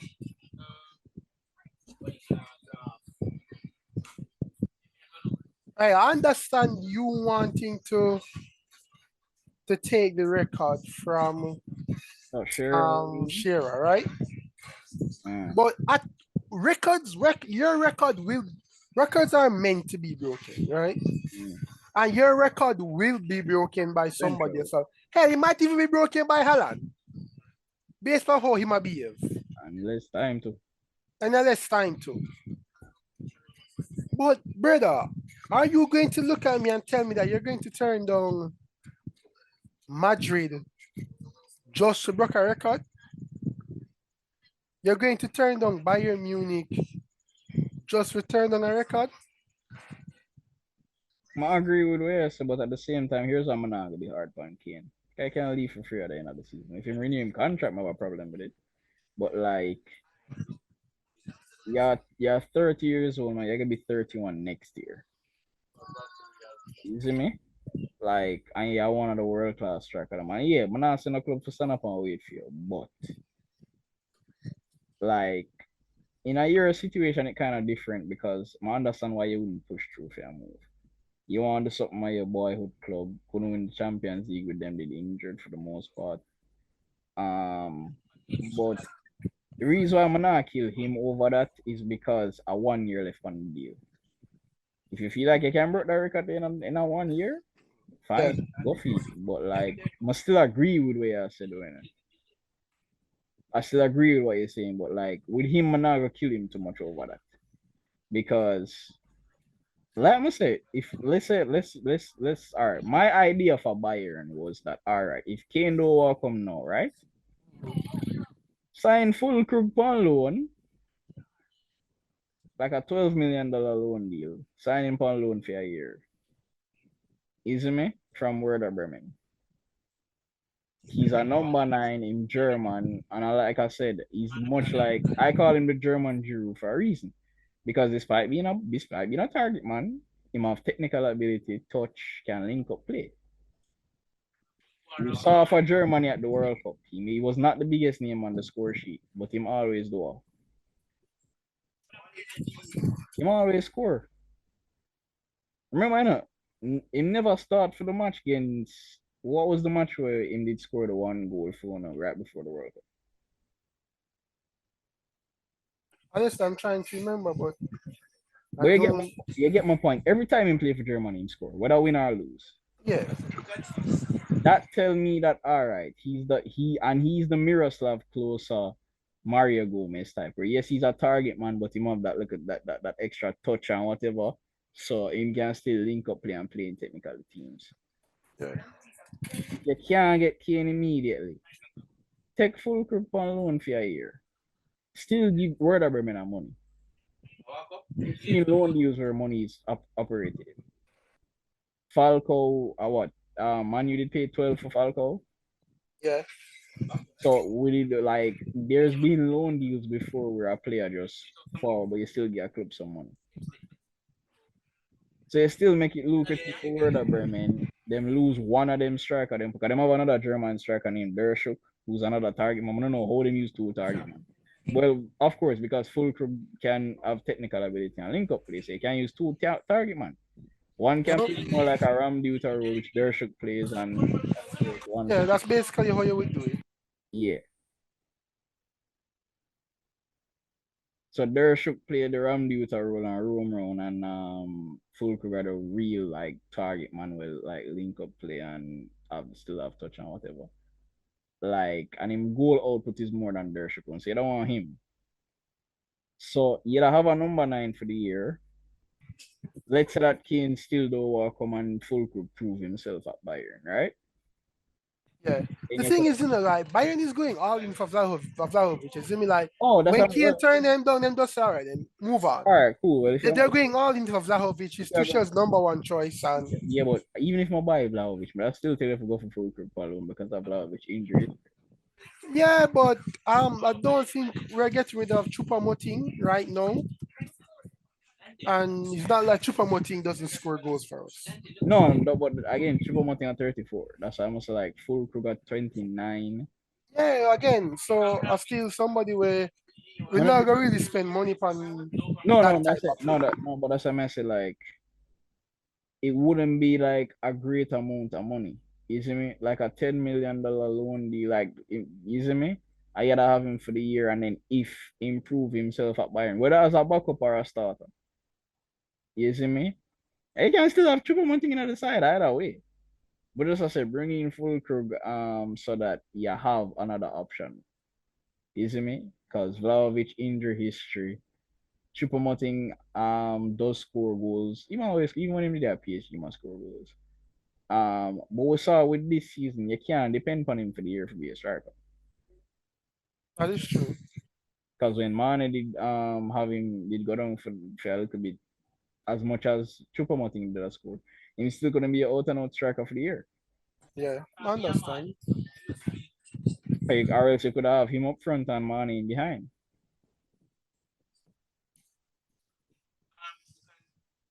So that's why I say like full crew could have still get somebody way younger. You would not pay no one bag of money for him. And if he improve that him can either be a good backup or a starter at Bayern, then then you have that. And again with Vlahovic injury history, that's why I say it all based on who you pick. You see me? So another thing we gotta look on, right? Like Madrid is a conundrum themselves, and like it's something that I'll have to think about. I would say Another them thing for though I bringing would look a at is Locatelli, bring back who? bringing a Locatelli. A look, I tell you why. Just for even for alone, Amanda San say, oh, like Juve wouldn't sell him, but Yeah, like but Locatelli not really fit in, like they're bringing in Bellingham, right? They have Trauma, they have Kamavinga, yeah, right? Them still have, and them have them bench central midfielders, I'm Valverde, I'm a Valverde. and them have Valverde. But I that's think the most what Madrid, I think they probably, I don't think they shift Rodrigo central. no, I'm gonna play up on the right. I'm gonna start on the right, but Take Kubo gonna be the backup on the right. Rodrigo, I feel like, I feel like they go for a surprise move for Mbappe this year than wait till next year no, but even if them sign Mbappe, like you still the two positions. I think they can. because they're signing Havertz, right? And they want Kane as well. Well, we can't officially say them gonna have Havertz, but they're going after Havertz, so I want to make that confirm. Yeah, but based on how this board a move, they might as well build the squad with Havertz in there. Cause So like even the number 10 position, I think the new you to them have we play like Guti. I remember the last name, but he's a Madrid Academy grad. Plus them have Raniero come off a very good loan spell at Girona this year. The Brazilian attacking midfielder. Now, of course, you still need somebody who's a pure starter, like instant. That's almost like Kai would have been at number 10. But I don't want to say like confirm these at Madrid, like until it confirmed. Even Jude seemed more confirmed than his move. You see me? But Jude is a box to box mid. You have Valverde a box to box mid. Chouameni is a defensive mid, but as I say, him kind of play more like a deep line playmaker any goddamn way. Kamavinga is a creative box to box mid. So the reason I'm gonna bring in a Locatelli type is because the only profile you don't have. Locatelli are the Chabi Alonso type, and I don't think you have that in your squad.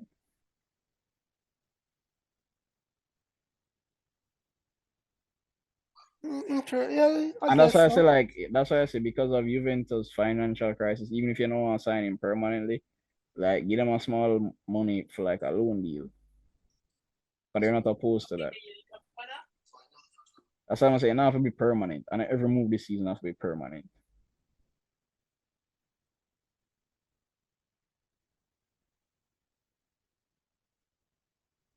Um, PSG, them already are going in the right direction. Get more players with fight. You have Ugarte. You have Renato Sanchez. Those are players with some fight.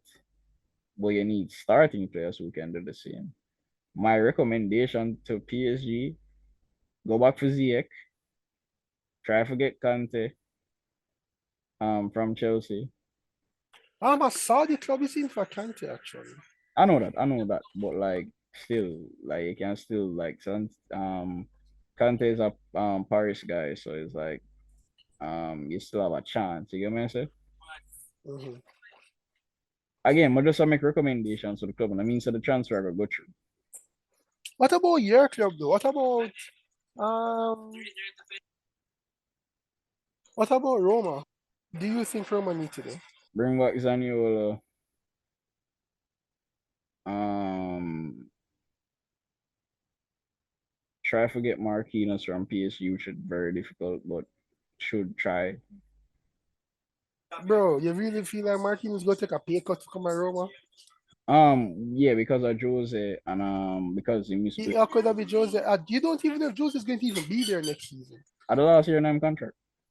Yeah, and there's many talks of Jose leaving to go To to PSG. PSG Yeah, this that's year. my point. But that's what I say. Like, I don't think that move is going to. I actually think that move is going to happen at the end of next season. Actually, I think that move done make already, but I just think it'll happen at the end of the. I think they're going to give Galtieri one last chance to fuck it up, but we'll give you a squad where this summer is more about giving Galtieri a squad where there's no more excuses. This season was because we give a fuck up squad with an unbalanced squad we just did top heavy, right? Next year, we're gonna give you a squad that is built by you.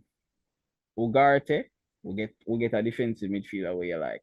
Renato Sanchez, are you make bring him in from Lille. He must be a little player. You see me? Vitinha, underrated signing. Probably the only real good signing we had last year. Our PSG had last year. You see me? So attacking midfielder did it so. But you still need somebody who's a starter. You still have Verratti, even though I think you should let him go because you don't want to be there. But like I say, guys like a Ziyech, a Kante, bring in a Morgan Schneiderlin, best defensive midfielder in the league that doesn't play for PSG. You see me? Bring in a Kingsley Coman if you can. Mm-hmm. Already a Paris guy. You see me? Use PSG Academy graduate.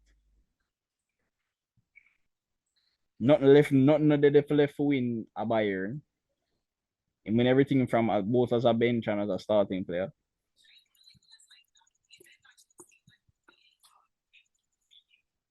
So, let's bring it back closer to England. Mm. Um, what does United need to do? All right. United now.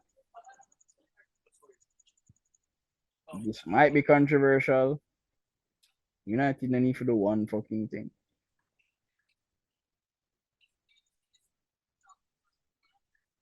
If I were United, I would sign Michael Keane.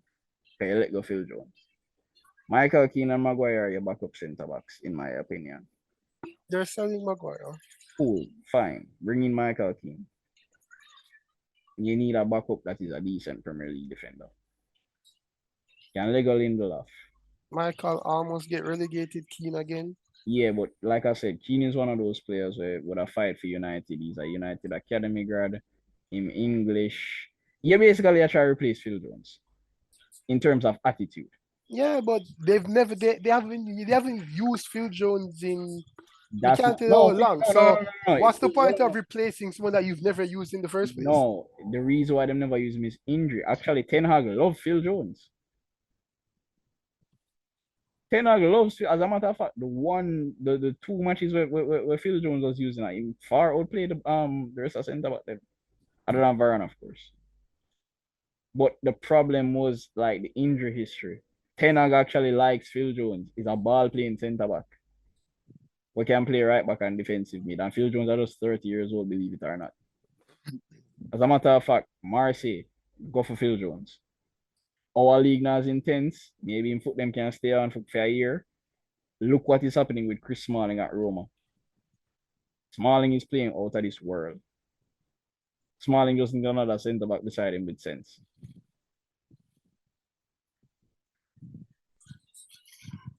Or need a proper defense built around him.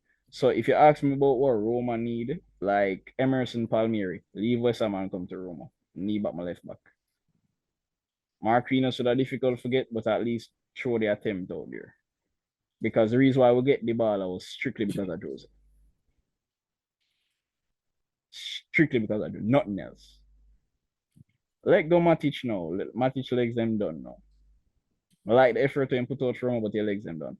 Bringing back Gyambear. Now, a lot of people don't know who Gyambear is. He's a player who was a Roma Academy grad, play defensive midfield, and can play centre back. Play for either the Slovakian or Slovenian national team, whichever national team I'm sick play for. Slovenia. Yeah, so yeah, that are Slovakia, one out of two. But Gyambear has proven to be a solid Serie A player, not a world class player. Won't be. But he can be that dirty work midfielder that just tackle and give the ball to the other players. Because Cristante is a box to box mid. Every time we play him as a defensive mid, we even play him as a centre back at times. It just doesn't look right. Him putting the work ethic, but like he's a box to box mid. Pellegrini, you're not a number 10. You're a deep line playmaker who work hard, or a box to box mid with deep line playmaker skill sets. Dybala can be one number 10. We need to bring in Vincent Abubakar because Belati is playing more and more like a pure target man. So we need a forward who can run off him. Usually that's Dybala. But because we lose Zaniolo, Dybala fair play much deeper now. I love Tammy Abraham, but I'm going to bring in Vincent Abubakar upon loan because I don't know if I can stay fit. And I can't depend on Belati anymore. You see me? So I would bring in Vincent Abubakar, the Cameroonian from Besiktas even upon loan. You see me? Keep Tammy same way because it'll be Tammy and Abubakar to start in all fairness. But with Tammy's injuries, you might have to bring in Belati into the starting 11. Bring back Borja Mayoral. I know he got relegated with Getafe, but he was playing excellent for Roma, and Jose did like him, at the club kind of sell him or send him back to Getafe. But he's a player with Jose like. He's a player with Jose bring up out of Madrid Academy. But Roma did sell him, or sorry, send him back from him loan deal to Getafe for some reason. Never want to pay him. Bring back Afina Gian. No want to sell him to make some money last year, but like you need to bring him back. Like he might waste him talent at Benevento. I'm sorry. And when Tammy goes down, we don't have adequate replacements. So bring back Borja Mayoral. We can't get back Patrick from Leverkusen. Let's get that out of the way. All right, bring back Zaniolo. Get him and Jose in a room, make him beg Jose for forgiveness, but bring back Zaniolo. As good as him play at Galatasaray, like when Dybala, again, what happened in the Europa League? Jose could only play Dybala for 60 minutes. As a matter of fact, Jose said at 30 minutes, but they don't want for him. Actually, at the beginning, before the final play, him said 30 minutes, I play Dybala for. Dybala ended up scoring. The plan worked. Dybala ended up scoring early, and we plan to defend it out for the rest of the game and get the one. Yeah, but when they took your lead, you had nobody to score. None of them took the lead. Oh, you went up penalty, no? Yes, we. Yeah, I meant when he tied up, you had nobody to get back the lead. Yeah, because Dybala had to come off in the season. He played injured. He wasn't supposed to be there. I know. And then Jose had to wait. And it's not that we never had anybody to give about the lead. Jose had made so many defensive substitutions at the point, him could end up change back the game when he needed to. So when he take off Dybala, he made too many defense-minded changes. Because he thought, like guys like Wijnaldum and Pellegrini, despite being midfielders, him think them would have been like, could have give him a goal out of nowhere, isn't it? But that's when you've been struggling to score goals all year. Yeah, because again, Belati inconsistent, Tammy injured all the time. Hey, Belati hasn't scored in the league all year, which is damn poor for calling yourself a striker. Exactly, but I must say, it's been his Just first. waste some money right there. So. Which way some money? I free we get him for you, Tada. Yeah, but you're still paying him something, so it's waste some money. Yeah, but He like ain't playing for free, is he? cool, but like at the same time, I can't say for lack of effort. I just think him had a bad season. I don't expect him to be world class, but I just think he just really had a bad year. Yeah, man. A bad year's been scoring 5, 6 goals a week. No, like I really, 0 goals in the yeah, league all year, man. yeah, and he's a substitute. But guarantee I remember he's a substitute. Again, 0 goals all year. I understand. Now the player that You has can't this, make excuses for that. I'm just like chalk it up to a bad year because again he was scoring at Torino even when Torino got shitty, and he did still put up numbers. So I got chalk it up to a bad year. Mama see what happened this year. El Sharawi just extend him contract because he go up on a 9 goal run at the end of the year. And in all fairness, plays excellent with the ball. I'm surprised he doesn't start. And it plays well with Tommy too, in terms of like link up play and stuff. But yeah, Zaluski a good creative player. Swellback can just come out of the club, so I can't ask him to do much on him young. But yeah, bring back Zaniolo. I like the Kamara youth. We need to bring in 2 defensive midfielders. I pick Illich, who's been a good player in the Syria. Gumbier as another one. Illich are more the Busquets type though, where I'm kind of have this deep line playmaking ability at the same time. And then Gumbier are just the type of just tackle and get about the ball to the creative players. So I think that's what Roma need to do. Bring in another centre back because Mancini is good, but in the world class yet.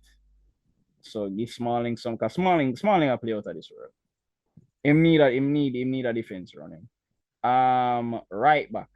I forget to call it right back. Try about when they pick again.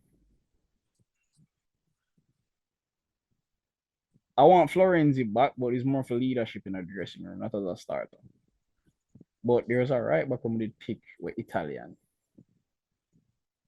He's not De Chilio. He's not Calabria. He's not. And yeah, help me remember the Italian right back then. I'm not the first who should be asking for that, sir.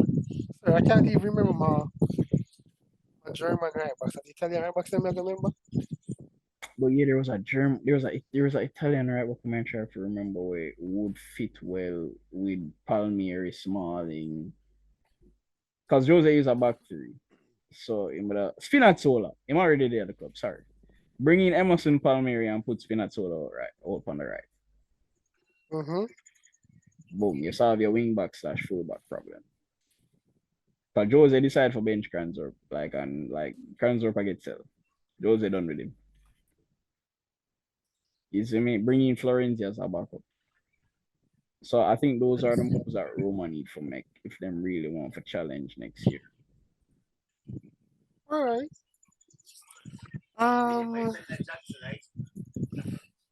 Juve continue do what they wanna do. The youngster them wanna bring up hot right now. Yeah, like we'd have to come back again to this after this some more thinking. And we only have 5 minutes left. Yeah, like I'm gonna do a full like proper roundup of like the season. Because I think because the season isn't over yet. We have the Champions League or we have the Conference League to come up. I think tonight at the CONCACAF Champions League this morning was Leon FC. I play LAFC. So Mexican team versus Tinder team versus US team. Yes. I just see a Mexican team when they beat me in a FIFA. Oh, really? Yeah. It's been a while. I don't remember that one.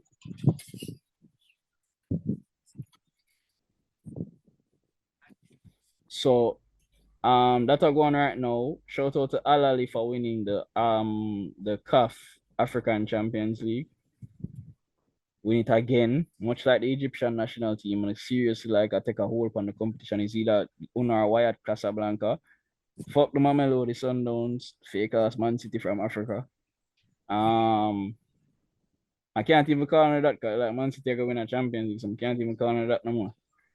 But yeah, I'm glad to them. Oh, and the Orlando Pirates they in the finals of the CAF Confederations League, which is basically the Europa League in Africa. So me I hope so Pirates can win that, even though it should be a Champions League team in Africa, but everybody have them down years.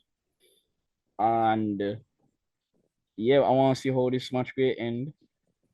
In terms of the CONCACAF Champions League, because there's two new structures to the Gold Cup. Next year will be the 24-man team World Cup, and then the next two after that that will be held in the US will be 32 teams.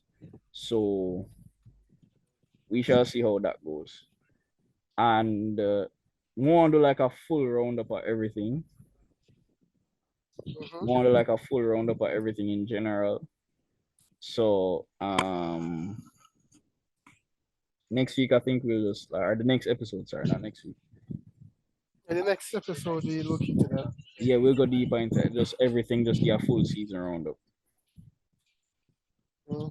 I told you Leipzig won the Pokal. Nkunku man of the match, a goal and assist.